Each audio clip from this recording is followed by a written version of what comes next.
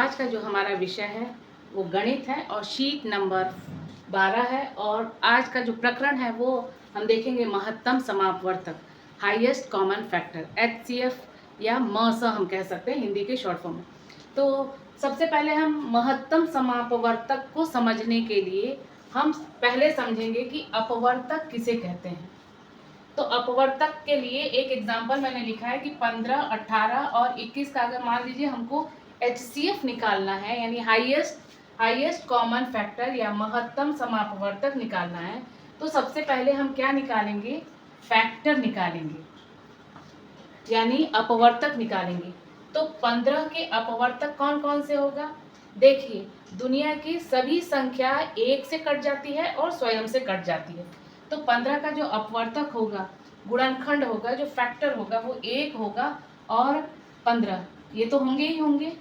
तो मैंने 1 भी लिख लिया है और 15 भी लिख लिया। अब इसके अंदर का हम देख लेंगे कि 15 कौन सी संख्या से कटेगी या 15 के अपवर्तक कौन सा है। तो 1 हो गया, फिर 3 हो गया, 3 पचे 15, यानी 3 से ये संख्या कट जाएगी पूरी तरह। फिर कटेगी 5 से, 5 तिहाई 15 और स्वयं 15 से, 15 कम 15। अब 18 का अपवर्तक कौन कौन सा होगा? 18 का अपवर्तक यानी 18 का फैक्टर कौन कौन सा होगा?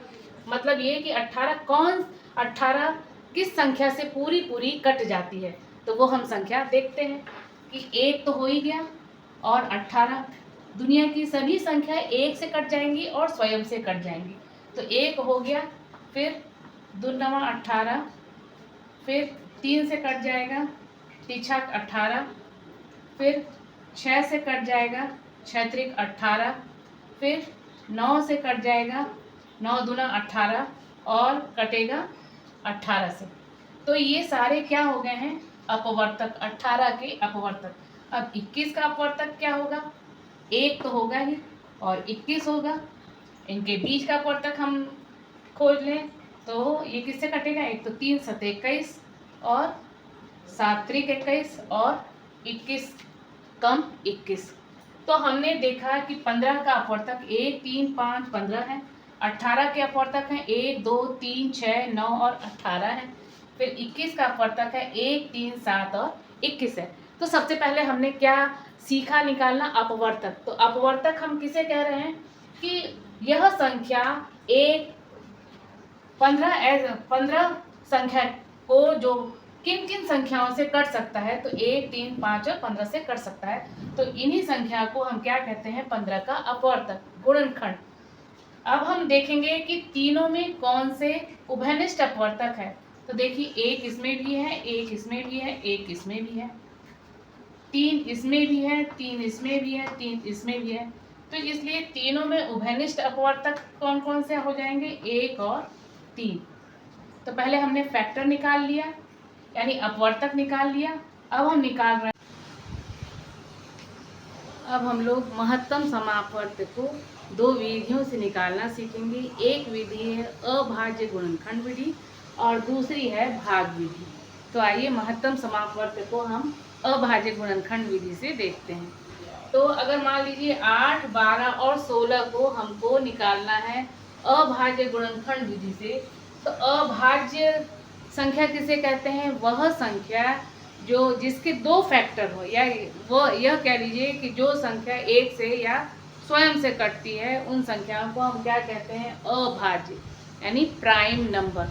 तो हमें ऐसी ही संख्याओं से इनको काटना है कि जो कि प्राइम संख्या हो। मान लीजिए 8 किससे कटेगा? 2 4 8, 2 दूना 4 और 2 एकम 2। तो इसका अपवर्तक क्या हो जाएगा या अभाज्य संख्या क्या क्या हो जाएंगी? 2 गुणित 2 गुणित 2, 2 दूना 4, 4 दूना 8। अब हम 12 का निकालें तो 12 किससे कटेगा? 2 से, 2 छक्के 12, फिर 2 तिहाई 6 और 3 एकम 3। तो इसके अभाज्य गुणनखंड क्या क्या हो जाएंगे? 2 गुणित 2 गुणित 3। देखिए, ये अभाज्य संख्या है 2, 2 स्वयं 2 से कटेगा या 1 से कटेगा। यहाँ 3 से कटेगा और 1 से कटेगा, ये इसलिए अभाज्य संख्या है। अब हमको 16 का निकालना है दो अठे 16, दो चौक 8, दो दूना 4 और दो एकम 2। तो 16 का अभाज्य गुणनखंड क्या हो जाएगा? 2 गुणित 2 गुणित 2 गुणित 2, 2 दूना 4, 4 दूना 8, 8 दूना 16।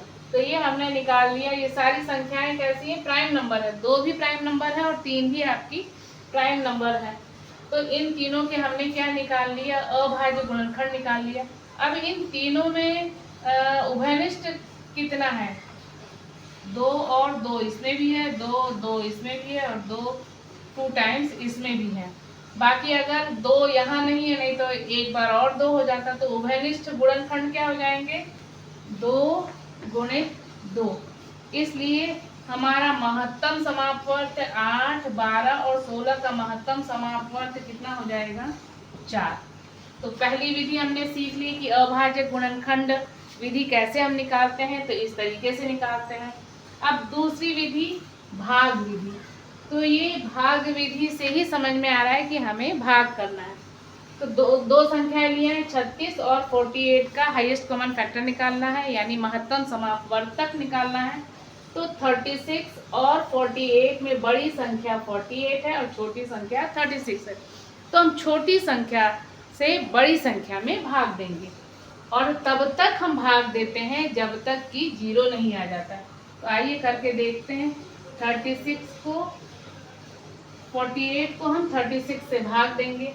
तो 36 एक बार में ही जाएगा, 2 बार करेंगे तो 60 से ऊपर हो जाएगा। तो एक बार में ही जाएगा 36 1 टाइम्स। तो आपका कितना? 8 में से 6 गया 2 और 4 में से 1 गया, 4 में से 3 गया तो 12। अब हम क्या करेंगे? 36 को भाग देंगे 12 से। तब 36 यहाँ लिख देंगे और 12 से भाग देंगे तो 12 तिया 36, 12 दूना 24, 12 तिया 36। और यहाँ रिमाइंडर शेषफल क्या हो रहा है? 0 आ गया। तब तक हम भाग देते हैं जब तक कि 0 ना आ जाए। मान लिया यहाँ रिमाइंडर कुछ और आया हुआ रहता है तो फिर हम इसको हम भाग देते। फिर हम अभी जैसे हमने 12 से भाग दिया क्योंकि 12 शेषफल बचा, जब शेषफल जो बचता फिर उसको हम 36 से भाग देते, फिर जो शेषफल बचता उसको हम 36 से, और तब तक भाग देते जब तक कि हमारा शेषफल 0 ना आ जाए। इसलिए 36 और 48 का महत्तम समापवर्त क्या हो जाएगा? 12। तो हमने 2 विधि सीख ली, अभाज्य गुणनखंड विधि और भाग विधि। अब हमने ये भी हम जान लें कि 2 संख्याओं का लस व मस का गुणा उन संख्याओं के गुणनफल के बराबर होता है। जैसे 8 और 12 का लस कितना आ जाएगा? 24 आ जाएगा। और 8 और 12 का महत्तम समापवर्त, यहाँ हम देख पा रहे हैं कि 8 और 12 का महत्तम समापवर्त कितना है? 4 है। तो प्रथम संख्या इंटू दूसरी संख्या बराबर लस इंटू मस क्या आएगा? 24। 8 इंटू 12 और ये 24 इंटू 4 करिए तो 96 बराबर 96। तो हमने एक बात ये सीखी कि 2 संख्याओं का लस व मस का गुणा उन संख्याओं के गुणनफल के बराबर होता है। तो ये आप महत्वपूर्ण बिंदु में नोट कर सकते हैं, पहला। और दूसरा हम ये लिख सकते हैं कि एक सभी संख्याओं का सबसे छोटा अपवर्तक होता है। हमने अभी करके देखा भी था। और सह अभाज्य संख्याओं का महत्तम समापवर्त सदैव क्या होता है? 1 ही होगा। तो आपको उम्मीद है कि महत्तम समापवर्त निकालना आप लोग सीख लिए हैं। अब आप लोग के लिए कुछ अभ्यास के प्रश्न। तो ये अभ्यास के प्रश्न मैंने लिख रखा है इस पे, ये आपको करना है। 3 सवाल दिए हुए हैं कि वह बड़ी से बड़ी संख्या ज्ञात करो जो 24, 30 और 48 को पूरा विभाजित कर दे, यानी महत्तम समापवर्त निकालना है आपको। दूसरा, 3 बर्तनों में क्रमशः 28, 56 और 84 लीटर तेल है, उसे बड़े से बड़े बर्तन की माप बताओ जिससे तीनों बर्तनों का तेल पूरी बार नाम मापा जा सके। और तीसरा है, एक लाल रिबन की लंबाई 30 सेंटीमीटर है और सफेद रिबन की लंबाई 42 सेंटीमीटर है। उस बड़े से बड़े टुकड़े की लंबाई बताओ जिसमें दोनों रिबन पूरा पूरा काटा जा सके। और उम्मीद है आप लोगों को बहुत अच्छे से समझ में आ गया होगा।